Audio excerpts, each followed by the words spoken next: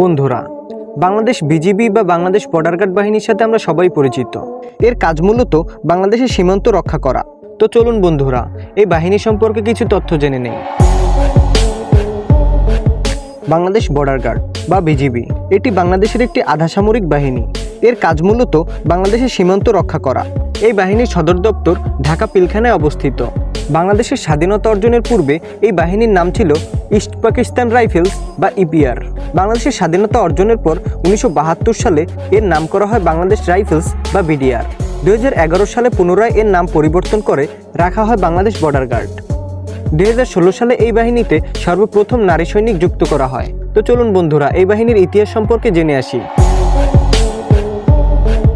1795 সালের 29 June Bangladesh border গার্ডের গোড়াপত্তন হয়েছিল। তখন এই বাহিনীর নাম ছিল রামগড় লোকাল ব্যাটালিয়ন এবং সৈন্য সংখ্যা ছিল 448 জন। 6 পাউন্ড গোলা, 4টি কামান এবং 2টি দল নিয়ে রামগড় লোকাল ব্যাটালিয়ন গঠন করা হয়। সীমান্ত এলাকায় সমস্যা বৃদ্ধির কারণে এই বাহিনী পার্বত্য অঞ্চলের অভিযানে অংশ নেয়। স্বাধীনতা যুদ্ধেও এই বাহিনীর রয়েছে গৌরবময় অবদান।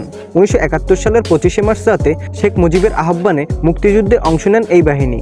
বন্ধুরা, ভিডিওটি ভালো লাগলে অবশ্যই চ্যানেলটি সাবস্ক্রাইব করে আমাদের পাশে থাকবেন। ধন্যবাদ সবাইকে।